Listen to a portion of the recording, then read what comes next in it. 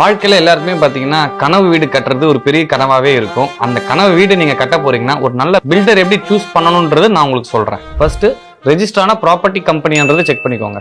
Second maximum அவங்க office visit பண்ணி அவங்கள மீட் பண்ணுங்க. அப்பதான் ஒரு கனெக்டிவிட்டின்றது கிடைக்கும். மூணாவது ட்ராக் ரெக்கார்ட்ஸை வந்து நீங்க செக் பண்ணி பாருங்க. ஃபார் எக்ஸாம்பிள் அவங்க கம்ப்ளீட் பண்ண ப்ரீவியஸ் ப்ராஜெக்ட் நீங்க விசிட் பண்ணி பாருங்க.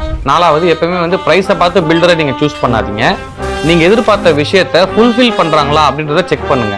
பிகாஸ் பர் ஸ்கொயர் ஃபீட்டுக்கு 1800 ருபீஸ்லையும் பண்ண முடியும், 2500 ருபீஸ்லையும் பண்ண முடியும். கம்மியா பண்றதுனால அவர் வந்து ஒஸ்ட் பில்டரும் கிடையாது, அதிகமா பண்றதுனால அவர் வந்து பெஸ்ட் பில்டரும் கிடையாது. ஃபிஃப்த் இம்பார்ட்டன்ட்லி முடிஞ்சா ப்ரீவியஸ் கஸ்டமர்ஸ் கிட்ட அவங்களோட சர்வீஸ் பத்தி டிஸ்கஸ் பண்ணுங்க.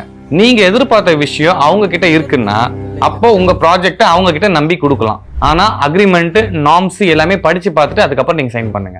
எந்த விஷயத்தையும் ஒரு கன்ஃபியூஷன் இல்லாம ஸ்டார்ட் பண்ணுங்க. அப்போதான் அது ஒரு ப்ராப்பரான ஸ்டார்ட்டா இருக்கும். இன்கேஸ் பில்டர்ஸ் சூஸ் பண்றதுல உங்களுக்கு